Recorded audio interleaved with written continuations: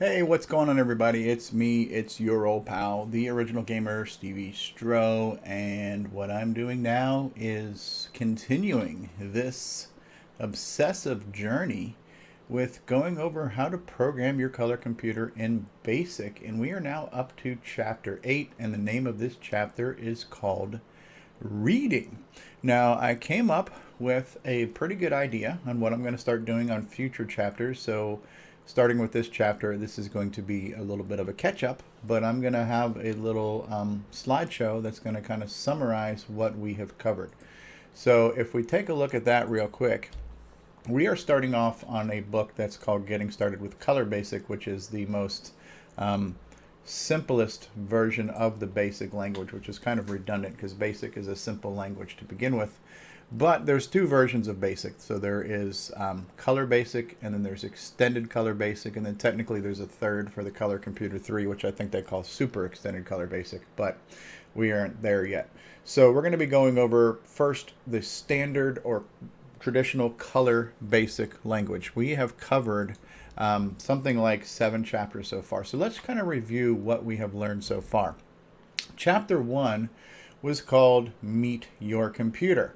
And some of the words, the basic words that were introduced to us were the command called print, which allows you to display both text and numbers on the screen.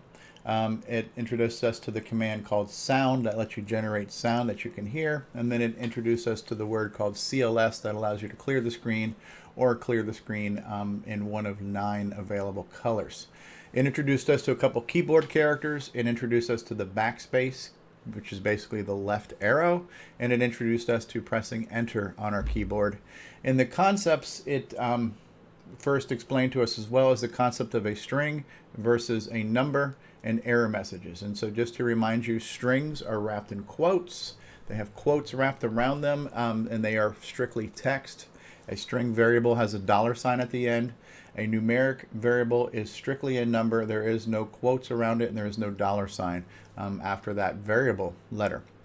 So that is a little bit of what Chapter 1 introduced us to. Chapter 2 was called Your Computer Never Forgets. So string variables wrapped in quotes ends in a $sign. Numeric variables has no quotes or $signs. Demonstrate computer math on variables. So if you say x equals this and y equals that, what is x plus y? What is x times y? What is y divided by 2? So doing math on a variable, which coincidentally is when algebra finally made sense to me. It was when I started programming because I actually had a frame of reference to apply it to. Variables can be 1 or 2 characters. So like, for example, a string is a variable. A is a variable. You could have up to 2 letters. So you could have AA, BB. You could have, like, SC for score. Your variable can be up to 2 characters. The first character needs to be a letter. If you're only using 1 character, then it has to be a letter. And just bear in mind, there's only 26 of those letters in our alphabet. But if you wanted more, you could do either 2 letters or a letter and a number. So you could have like A1, A2, A3, A4, etc. So those are just different ways to label your variables. You have a couple combinations of 1 or 2 letters or a letter and a number or just a letter. So chapter number 3 was it was called See How Easy It Is. The basic words that introduced us to were new, input. New clears memory. Input is a way to input either a string variable or a text variable. Go to is a way to get your computer to go back somewhere. Run is the command to run a program. Print, comma, prints things in columns. Print, semicolon, crams things together. List is how you kind of scroll your program on the screen. And it also gave us a sneak peek of the concept of if and then, which are better explained in a later chapter. The concept also was how to change or delete a program line. And the keyboard button that it introduced us to is the break key, which on the real Coco is a red key in the top right-hand corner that allows you to break out of your program. Chapter 4 was called Count to the Beat. And interesting commands and concepts introduced here. The concept of the for next loop. So for x equals 1 to 100, is telling it to start at 1 and keep going to 100. Next would say do it again, do it again, do it again. If you put the word step in between there, you can say step 2 means count by 2, step 4 means count by 4. So the 4 next loop is a way to kind of process through something a certain number of times. The step is a way to get it to skip steps along the way. The other concept here was teaching your computer to count. And then the keyboard, key sequence that was introduced to us was pressing shift, holding down shift and pressing at. And shift at will pause your computer. If your screen is continuously scrolling stuff on the screen, shift at will pause that. So chapter 5 was called Watch the Clock, and it reminded us of the command called CLS, where you can clear the screen. The concept here was nested loops, which is basically a 4 next loop inside a loop or a loop within a loop. Also introduces how to count time, real time. So as it turns out that our color computer, if we do a 4 next loop and we start counting on 1, it takes us to the count of 460 to equal 1 second of real time on Earth. And once again, shift at to pause the screen was one of the commands that was, or keyboard sequences that was demonstrated in this chapter. This brings us to chapter 6, which was called Decisions. The words here were if and then and end. So if then is a great way to have to make decisions within your software, to compare things. And so if this is true, then do that. If this is false, then do that. If I'm asking for red or blue, make your screen red or blue. If they didn't answer red or blue, then tell them, quit playing around and give me what I want to know, and go back and keep asking them until I get what I want. Lots of different things that's going on there. So I call that branching your code, going off in different directions based on the decisions you make by comparing either string values, which is text, or numeric values, which is just numbers. You can do an if-then decision and then do something based on the results of that decision. Chapter 7 was called Games of Chance, which I really enjoyed.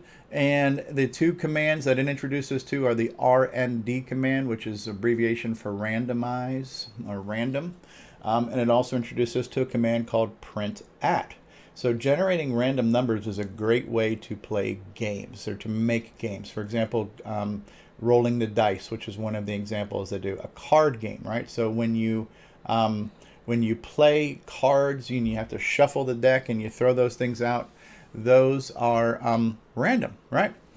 So that was a cool concept, and I use that a lot in most of my early games that I made in the 80s and the 90s.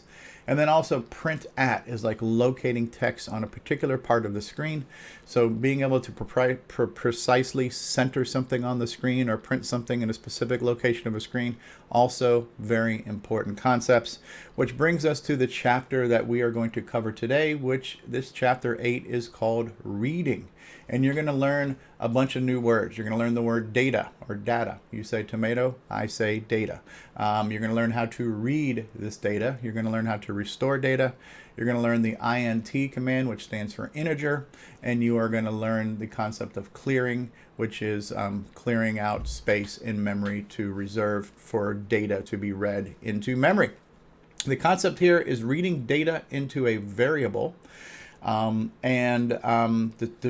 if a number is a whole number, meaning it's an even number, or an odd number. So for example, if you divide 2 by 2, that's not a bad example, that's 1, but 1 is still a whole number. But if you divide 4 by 2, the answer is 2, and that's an even number. That is a whole number. If you divide 3 by 2, you would get 1.5. And so anytime it ends in a decimal, that is an odd number. So that's a quick way to tell if a number is even or odd, and sometimes that is helpful. So there you have that. And now that we have that, now that we know what we're going to talk about, let's go ahead and jump into the book, the chapter, and let's see what this crazy book wants us to do today.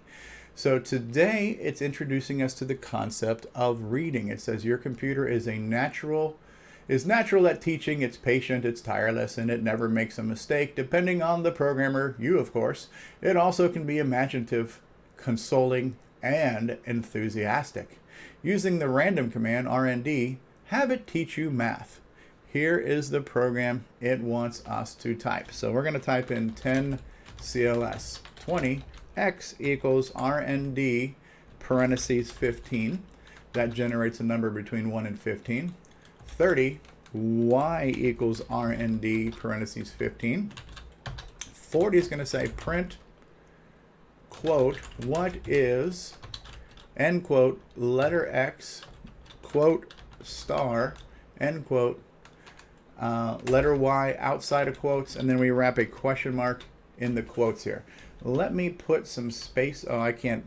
There's no editing here. Never mind.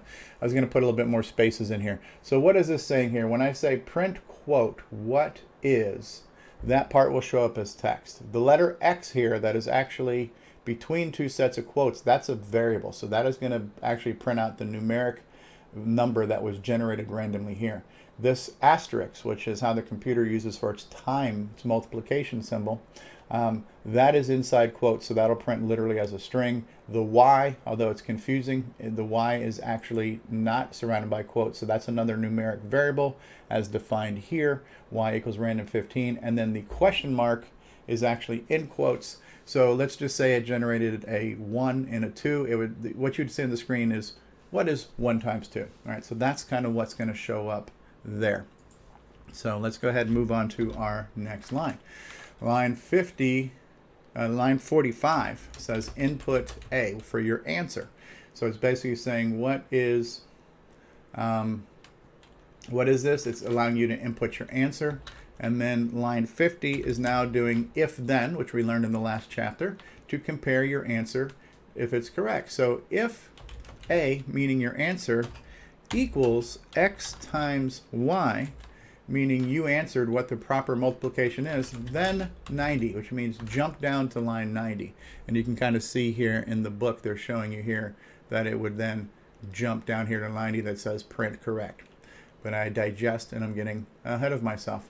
Now as we go over here to line 60, if you didn't get it right, it's going to say print quote the answer is end quote, and then we're doing x times y, which is going to show you the multiplication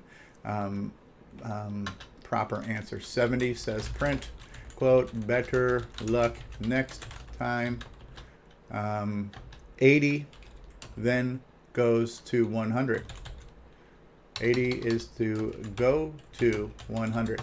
Now we go to line 90, which was previously kind of hinted at over here in line 50. If A equals x times y, then 90. Now that we're down here on 90, 90 is going to say print quote correct, 3 exclamation points.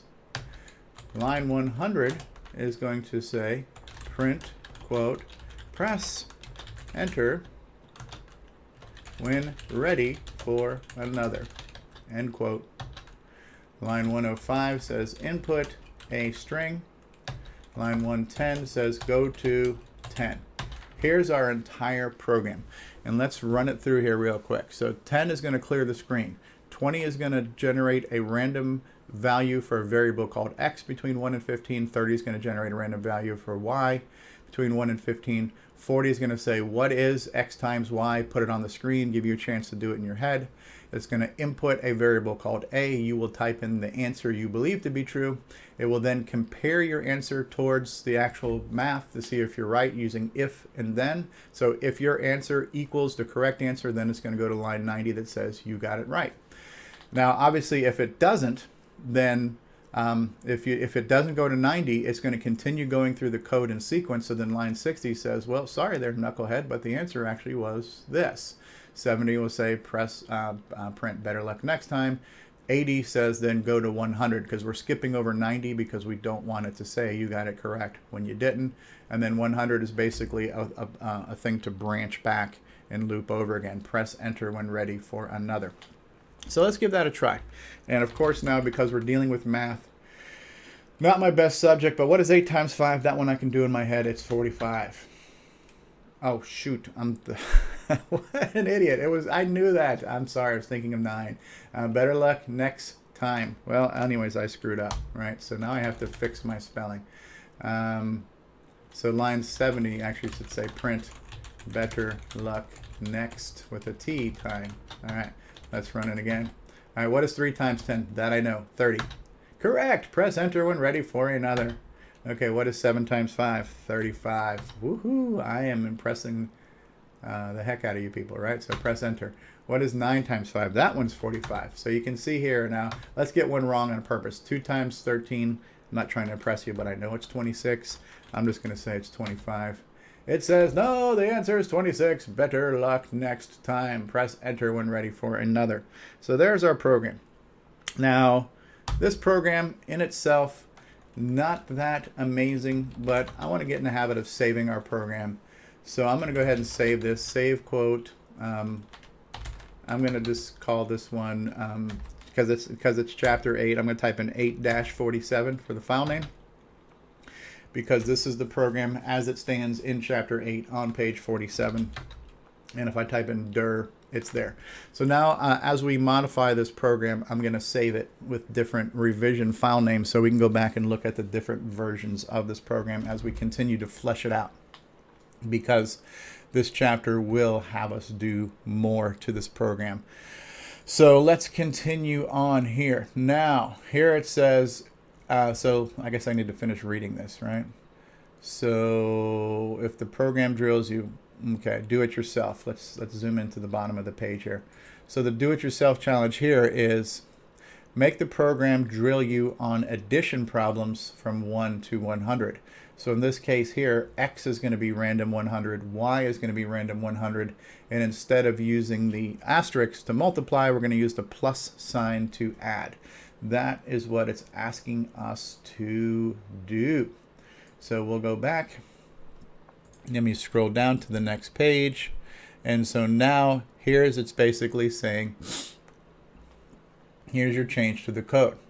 So it's saying the lines we've changed is now kind of what I said, X equals random 100, Y equals random 100, print what is X plus Y, and then the logic and everything else. So if we go back to our program, let's just hash it through. So line 20 should say X equals RND 100.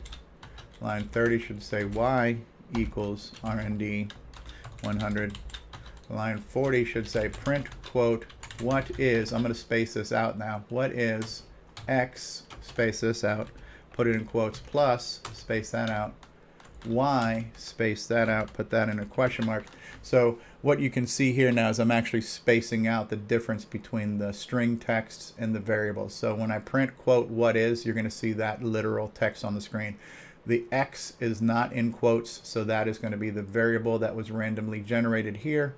Y is not in quotes, that's going to be that variable. The question mark is in quotes, so that will show up. So we've just finished fixing line 40. Now I need to relist my code as to see what else I have to fix here. So we fixed the question, now we have to fix the logic. So line 50 should say if your answer equals X plus Y, then 90. And then line 60 is going to say print quote the answer is end quote X plus Y. So if I relist that, we're going to see now that I've made everything. And I love it when a program fits on the screen and takes up less than my 16 lines of text. I wish all programs should be this easy to view and debug. So line 10, CLS, clear screen, X equals random 100, Y equals random 100. Ask the question, what is X plus Y? Input your answer. If your answer is correct, print that you got it correct. If it's not, tell you what the answer is. Go to 100, which says press any key to start over, or press enter to start over. So let's run it and see what we get. All right, what is 84 plus 12? That would be 96. Correct. Press enter when ready for another. What is 60 plus 62? That would be 122. Correct. Press enter when ready. What is 91 plus 98? That's 99 plus 90. That's 189, I think. Correct. All right. Boom. Had to break that down into Common Core math to make that work. Press enter. What is 96 plus 65? I have no frickin' idea. Let's just say it's 45. The answer is 161. Okay. So we have just modified our program again based on the top half of the page. And so I'm going to save this again. And so now what I'm going to save this as is I'm going to save this as chapter 8, page 48-1, because this is the first program on 48. It's actually going to have us change it again. This is correct. Yes, yes, yes, yes, yes. So save it. If I type in dir, I now have 48 program 1, chapter 8, page 48, program 1. Luckily, the pages are just going to be very rare. You're going to fit more than 1 or 2 things per page here. Let's look at what this question is asking me. Let me zoom in a little bit. What's our so now it's asking us to do something more. Make the program more interesting.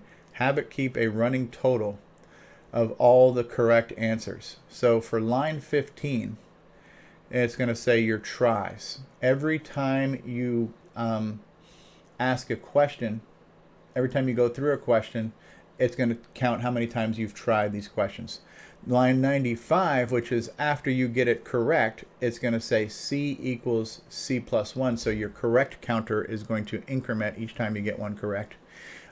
What you need to realize about a variable is that if a variable has never been previously defined, where right now t has not been given a value. So when I say t equals t plus 1, t starts off at 0 unless you said t equals 1 or t equals whatever. So since t has never been defined with a value, when I say t equals t plus 1, I'm basically saying t equals 0 plus 1, and now t equals 1. As we go through it again, it'll say t equals 1 plus 1 because it already was 1. We keep adding 1 to its value, and then it increments by that. But they always start off on 0, just so you know. So your tries will keep incrementing by 1, and your correct answers will increment by 1.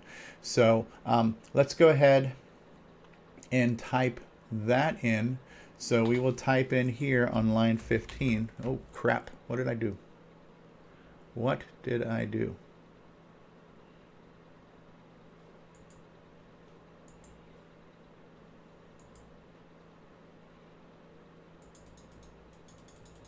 That's what I did. I moved this out of the way. I don't know how I did that. I've got to fix that. Okay. So I was clicking in the wrong window for starters. So line, let me make this bigger again so I can read it because I can't read it. All right. So we're going to add line 15 and we're going to say t for tries equals t plus 1. We are going to add a line 95 that says C equals C plus 1, which means our counting is going to increment. And then we're going to add a line 98 that's going to say print, quote, that is C correct out of, quote, T answers. All right. Now, T is the counter, and then let's go ahead and run it and see what happens here. So when we run this, what is 17 plus 64? Why do you have to give me the hard ones? That would be 7181. Yes, correct. That is 1 correct out of 1 answers. Press enter when you're ready for another. 52 plus 79, that would be, 81 plus 51, 31. Correct. That is 2 correct out of 2 answers. Press enter. What is 23 plus 59? Why are you giving me all this difficult math here? That would be 62, 82.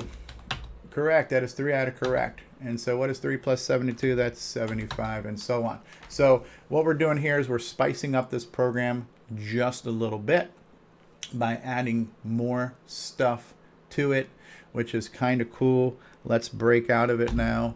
And I'm going to save this one more time. I'm still on page 48, so I'm going to save this as chapter 8 dash page 48 dash program 2. We'll save it again. We're actually getting ready to start a new program, and we're going to be starting all over. So one of the things that didn't ask us to do is to type in new to clear things out. But hold on, one more thing here on the screen. Let's zoom in. I have such a hard time reading this. Do it yourself. Make the program more fun. Have it do one of the following. Call you by name. Reward your correct answer with sound and a light show. Print the problem and message attractively on the screen using the print at command. Keep a running total of percentages and end the program if you get 10 answers in a row correctly. Use your imagination. So those are some cool options. Those are some great suggestions, but those are things I am not going to do right now because this is a long chapter. This is going to be a long video. So build your computer's vocabulary so it can build yours. Type and run this program. So we're down the bottom of page 48. So I'm going to go back here. I'm going to go ahead and type in new, clear my memory. And then the program it wants me to type in is this. It wants me to type in some data. So line 10 is the word data. New vocabulary word that we're getting introduced right now. Apples, comma, oranges, O-R-A-N-G-E-S, comma, pears. So here's 3 pieces of data we have just put in our program. And so this is interesting how this works right now. We are putting stuff in our program, and it's in our program, but it's kind of not in use yet. The only time it's going to get called into use is if we read this in. So data is kind of like putting words on a page, and the read is then reading those words off the page and putting them into memory and sticking them into a variable. Now, as it turns out here, we have actually put 3 words into a data statement here.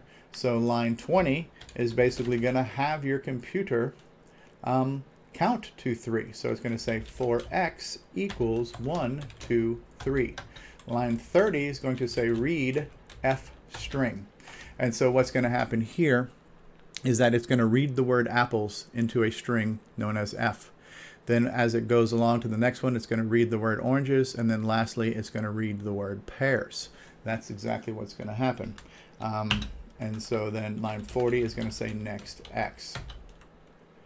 So it says to build your vocabulary, type it in and run this program. Now when I run the program and I hit run, it just says okay.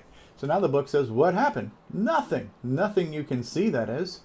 To see what the computer is doing, add this line and run the program. So now it wants us to add in line 35 to print out what f string is as it gets read in. So we're going to say print quote f strings equals space semicolon end quote, and then we're going to actually type in the literal f string, which is the variable that's getting read here. So line 30 is going to read in one of these words into a variable known as f string.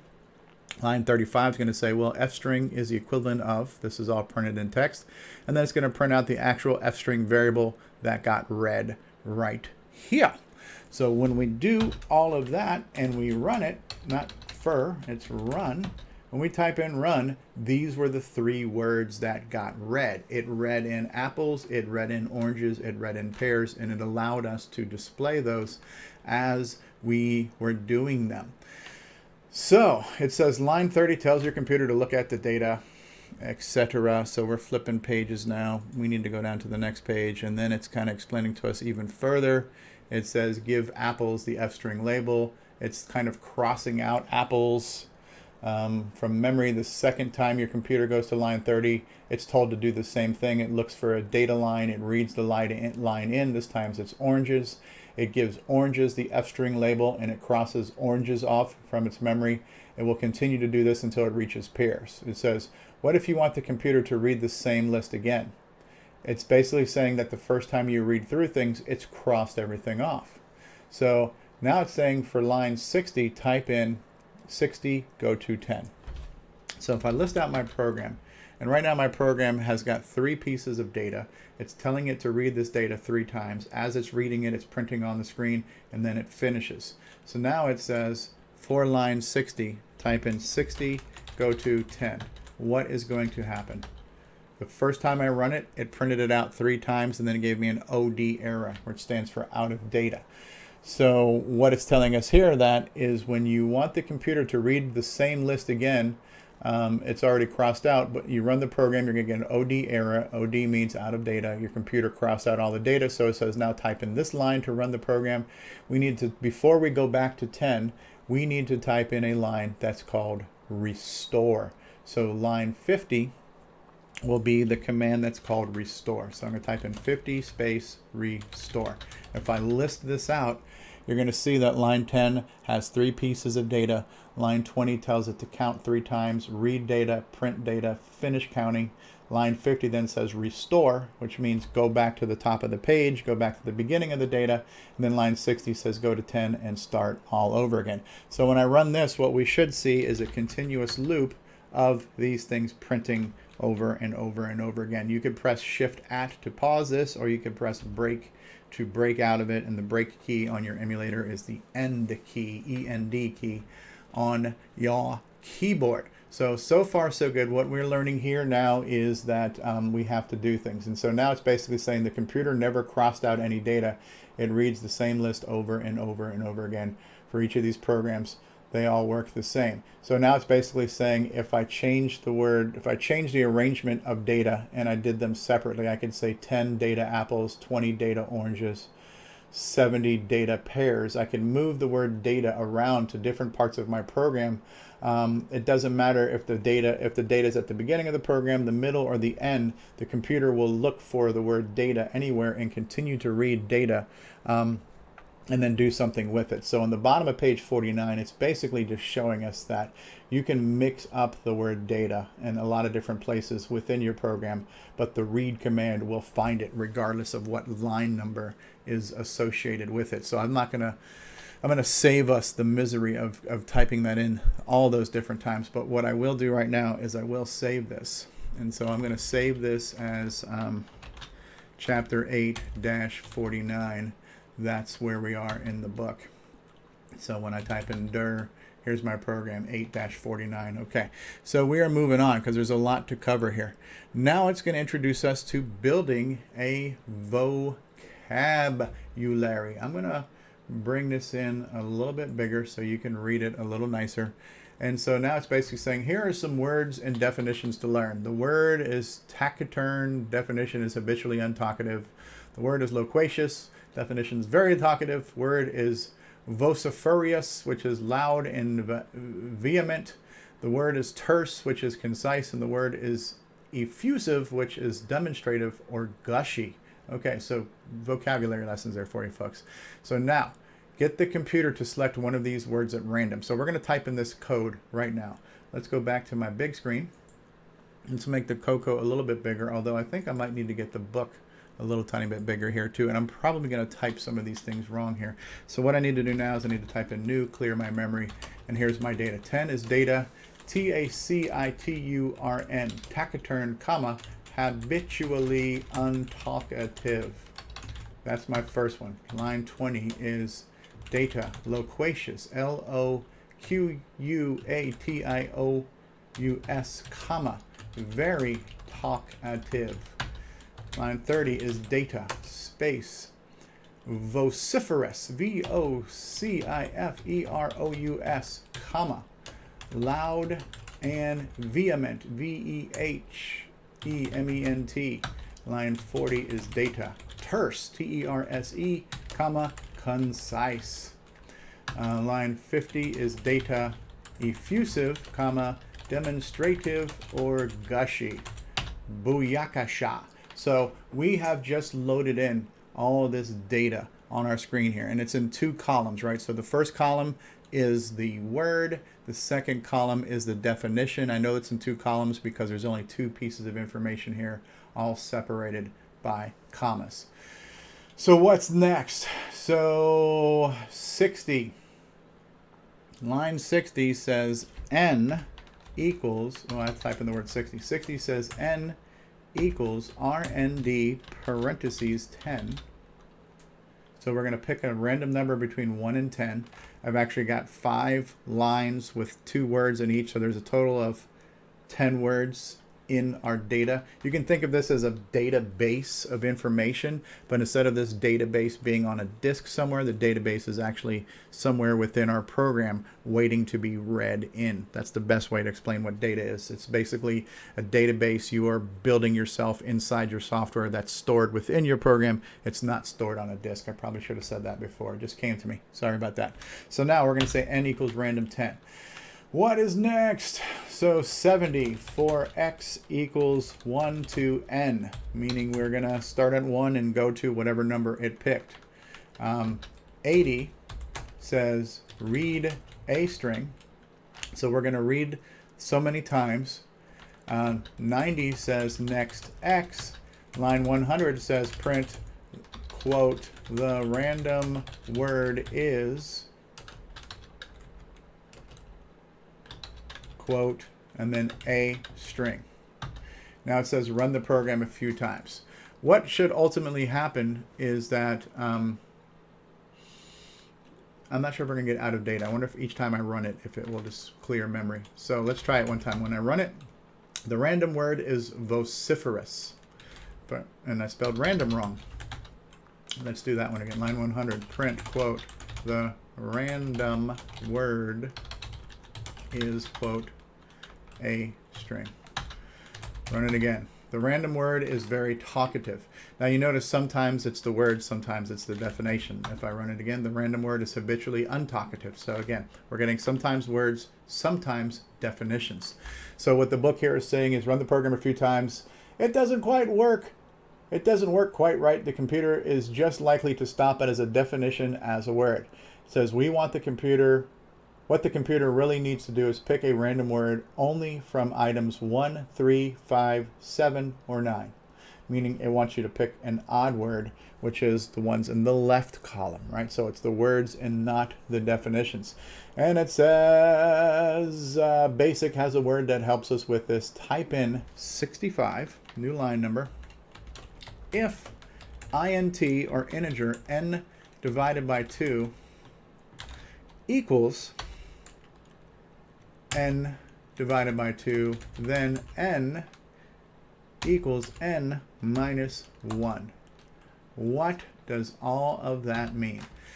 So we're going to pick a random number. Let's say the number we picked was 5. So what's 5 divided by 2? 5 divided by 2 is 2.5. What does int do? Integer makes this number a whole number. So it's just going to chop off any decimal point at the end.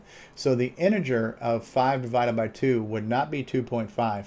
It would just be 2. It chops off everything after the whole number. So basically what it's saying here is if 2 equals 2.5, I'm confusing myself right now, then n equals n minus 1. So what it's saying here is if you divide by 2 and you're an even number and you exactly match the same thing, then we're going to subtract 1 and make you an odd number. It took me a minute to follow that logic, right? So if the integer, so if we were 4, if I picked 4, so 4 divided by 2 integer wise is still 2, and so if that equals the same thing, then we have determined you are an even number. We don't want an even number. We're going to subtract 1. We're going to make you an odd number. Hopefully that makes sense, right? The opposite side of this would be this. Going back to my first example. If you pick 5 and the integer of 5 divided by 2 is actually 2. And in that case here, that would not, the integer value would not equal the actual value. So the integer value would be 2.0. The actual value would be 2.5. So they don't equal, and at this point it wouldn't subtract them because they don't equal. They're not the same. So only if they're the same will we subtract 1 to make it odd. If they're not the same, we'll leave it where it is. So it took me a long time to spit that out, but basically this is the computer's way to determine if I am an even number. I want to become odd by subtracting 1 from myself. So let's try this one more time. Let's run it. And so now the random word is terse. And each time I run this, vociferous. Each time, taciturn. Each time I run it now, effusive. Each time I run it, I will only get the word in loquacious and not the definition. So that's kind of cool, right? So that's what the integer command does. It allows you to determine if a number is even or odd, and make some comparisons that way. Because when you divide an odd number in half, you're always going to get a 0.5. If you divide an even number in half, it's always going to be a whole number. So now, what's the next thing? It says assume n is the random number, and now it's explaining it to you better. So if let's say the number is 10, and in this case 65 does this. 10 divided by 2 is the same thing as 10 divided by 2. And the integer of 5 is 5. 5 equals 5, right? So 10 divided by 2 is 5. Integer is 5. So 5 and 5 are the same. If it's not equal, so if 5 does equal 5, since the computer completes the then clause, it just adjusts it to that minus 1. So that's kind of explaining the whole process there. I know it's a little confusing, but hopefully you got that. We are going to move on, though, because there's a lot to cover here. But just kind of summarize that. The integer command is a way to determine if, or better yet, it's, let's say you don't want decimal points in a number. You only want whole numbers. That's another way to clean that up. But it's also a way to say, okay, the regular math is going to give me this, but if my integer math is different than that, that's my way to know this number is even or odd. All right, so now, okay, besides reading a random word, the computer must also read the word's definitions, and these lines, it says add these lines to the end of the program. So now we're going to add line 110. That's going to say read R-E-A-D-B string. And then line 20 is going to say print, quote, the definition is, colon, quote, B string. Okay. It says now run the program a few times. So when I run it now, I can say the random word is loquacious. The definition is very talkative. If I run it again, the random word is vociferous. The definition is loud and vehement. If I run it again, the random word is terse. The definition is concise. So by now using two read commands, two read statements, and reading them into two separate variables, I'm able to pick both columns of information and be able to kind of distinguish the word from the definition from this data that we're doing in here. So it says have the computer print one random word and definition after the next. It says add this to the start of the program. Clear 100. So if I go to if I add line 5 and I say clear 100, that's clearing off some space of memory. It says this reserves plenty of string space and add these lines to the end of the program. So if I go to line 130 and I type in restore, and then I add line 40 and I say go to 60, if I list this out now, my program's pretty big, but line 40 is going to go back to 60, which is going to pick a new random number, and this is going to keep happening over and over again, and so on and so forth. So what we will end up seeing here is that these vocabulary words will run forever, and we'll never get an out of data message because we keep restoring our data and starting over. Oops, unlist. What did I do wrong in 140? 140 is supposed to go to 60. Unlisted here. 140 go. I put in go to, but I forgot to do 60. Let's try it again. Here we go. It is scrolling, scrolling, scrolling, right? So this little program here is picking random words from our database that we created in our program. It's picking a random words, picking a random definition, assigning them to two variables. A string is the word, B string is the definition. It's printing them on the screen, and it's going around and around and around. And again, it's making sure that it's cleared memory to reserve memory for this string space. It also makes sure that it restores the database, so we go back to the top of our list of data. So every time we go to pick a new random one, we don't reach the end of our data, and then it's just repeating this infinitely. And so pretty cool little program. And so, what we see here is we kind of see that we have put in 10 words. So we've put in, a word and a definition, word and definition, word and definition, word and definition, word and definition. We're picking a number between 1 and 10. If it's an even number, meaning it's a definition, we'll subtract 1 and pick up this word here as our A string, and then we'll pick up the second word as our B string. If it's not even and it's already odd, we know to pick that as A and this is B. So we pick the word in a string, definition in a string, we throw it up on the screen to let you know what it is, and we do this forever. That's what this program is doing. And again, the best way I can explain what data does is it's a way for you to put data that would usually live in a database, which is a file stored somewhere on either disk or cassette or a hard drive. It's a way to take information that would ordinarily be stored in a file, and you're storing it in your program, and it's not directly assigned into a variable until you read it into a variable. So it's a way to have stuff that you can pull on later and use in a variety of ways. So let's go ahead and save this program.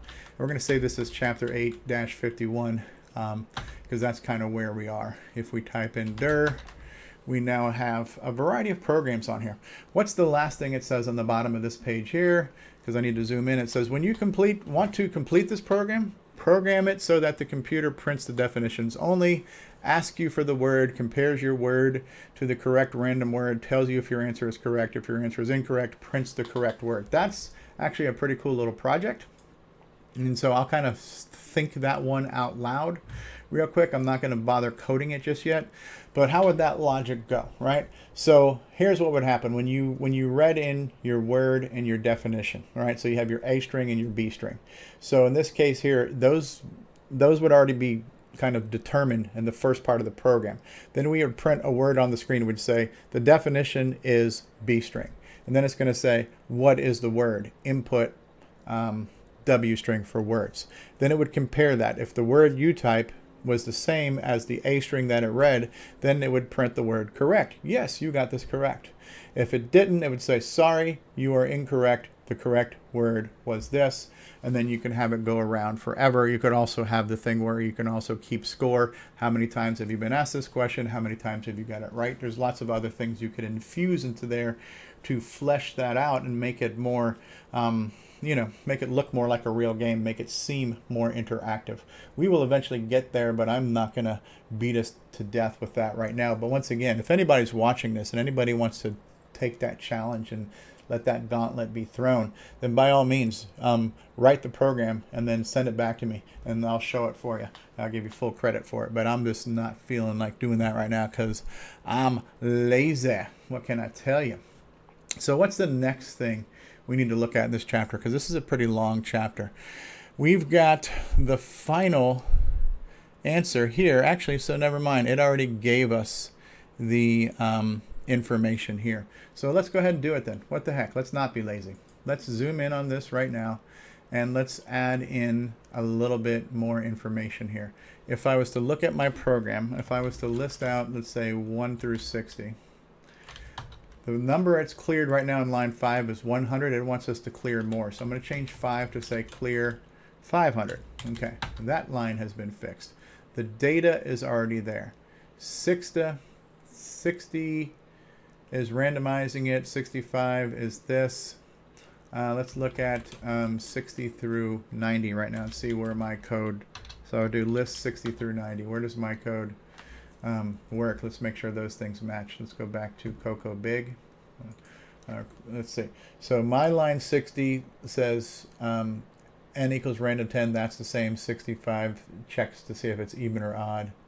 Okay. Now the numbering is a little bit different. So 60 says n equals random 10. 65 checks for the integer. 70 now says for x equals 1 to n. 80 is read 9 string. Okay, none. Okay, that's good. So now let's read a little bit more here. That's still the same. So let's read 110 through 140. That's 110 through 140. Let's see what exists right now. So right now 110 says read B string. Okay, 120 is going to change.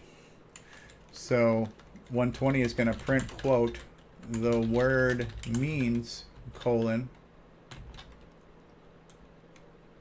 B string, kind of the same thing. Line 130 says restore, that hasn't changed, but line 140 now says input R string for your response. And now line 50 says if R string, if your response is the equal to the A string, which is the word, then 150. Line 160, if you didn't get it right, is going to say print quote wrong. Line 170 is going to print the correct word is colon quote A string. Line 180, oops, I screwed that up. 170 says print quote the correct word is colon A string. Let's get the string in there. Line 180 is going to go back to 60. Line 190 is going to print quote correct, meaning you got it correct. And then line 200 is going to go to 60. So it did it for us. Let's try it. It's going to pick a random word. What did I screw up? The word means concise. Well, I've got my cheat here. C-O-N-C-I-S-E. You are correct. Oh, it says wrong. The correct word is terse. The random word is terse. The word means concise. Oh, I have to get rid of the random word. I have to get rid of that line. The word means concise, so the word is terse. Screw that one up. So where do we have to fix that now? What line is, let's list 5, so let's list 110 through 150. Let's see where that goes. So 110 says read B strings. 120 says print the word means. 150.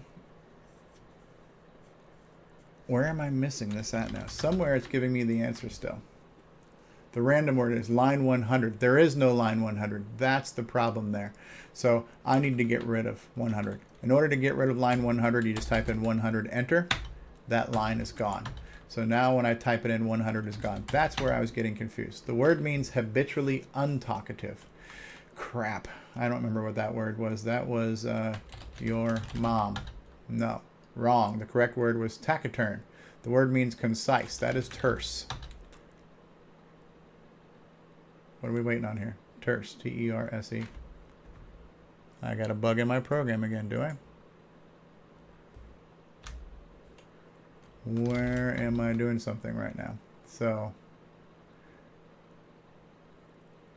oh, 150. It's going to itself. If R string equals A string, and that's not then 150, it should be going to, if R strings equals A strings, then 190. So what I did is I had line 50 going back to itself. This is the fun of software. Word means habitually untalkative. Again, I forgot what that was, so that's going to be your mom. No, wrong. The correct word was taciturn. But now it gives me the same word again, so now I can cheat. Taciturn. Correct. This word means demonstrative or gushy. I forgot. The correct word was effusive. The word means habitually untalkative. I forgot. It is taciturn. I forgot. I don't know. Effusive. The word means talkative. That's loquacious. L-O-Q-U-A-T-I-O-U-S. Correct. So there you have it. This is kind of cool where it's reading in data and it's playing a game with it. This is basically like a guessing game. I'm thinking of a definition. You tell me what the word is. So kind of cool, kind of cool. And I think I need to save this one again. So I'm going to save this as save quote 8-52. So now what I've done is I have several revisions, or several different versions of a number of programs that we did in Chapter 8. And I'm saving them all out there. The thing about this is you only get 8 characters to save your file name. So you don't have a lot of room. So you can't say, well, this is the program about, you know, the Russian roulette, and this is a program about asking the questions. You get 8 actual characters. So I just did some real short stuff on here. So cool. Chapter 8 was cool. Let's summarize what we learned in Chapter 8 again. Chapter 8 was all about data. Data is a way to have information in your program. You start with the word data, and then you separate by commas, and you can either put in text or numbers. You can read in string value. You can read in numeric value too. You could have just a bunch of numbers separated by commas and read in a bunch of different numbers. Read is the command to read what's in data, and it automatically just picks the next thing in data. You can think of these as being in little blocks of memory, and it's just pulling them out from there. Restore is a way to say, go back to the top of the list, because it's keeping track of where it is as it's going through these little blocks of information. Restore says start from the beginning. INT or integer is a way to take a number and round it off to a whole number. There's a variety of uses and benefits to doing that. And then clear is a way to reserve an amount of memory that we can pull these strings into, because you will possibly get some out of memory errors by trying to pull stuff in that hasn't been cleared out. So a little bit technical here. I mean, all of it's technically technical. We're programming in BASIC, we're programming computer, but this is one that you really have to sink your teeth into and kind of wrap your brain around it. And I know this was long, and honestly, these last couple videos, I just been rolling the camera and I'm not editing anything. So when I make a mistake or I do something stupid, it's just there. Just bear with it. I'm sorry, but I'm trying to get this thing done. I want to get through this book. I want to get this information out there for myself and for anybody else who's interested in, so we can move on and get into the fun part of making a game. So editing the video is a luxury I can't afford right now, so deal with my human error. But other than that, thanks for watching. Really, seriously, thank you for watching, because you're crazy. But I appreciate it. So I've been the original gamer, StevieStrow. I hope you enjoyed this video. If you did, give it a like. Give it a big fat thumbs up. If you have something you'd like to say, throw out a comment and let me hear it. If you enjoyed this video, share it with your friends. If you didn't enjoy this video, share it with someone you hate. If you're new to the channel, click on that subscribe button and subscribe. I look forward to more programming in BASIC. I will talk to you all later. See ya. Keep on gaming. Keep on coding. Keep on programming. Keep on playing with your computers. Keep on playing with your color computer. Cocoa forever. Long live the Cocoa. All that good stuff. Peace out, everybody.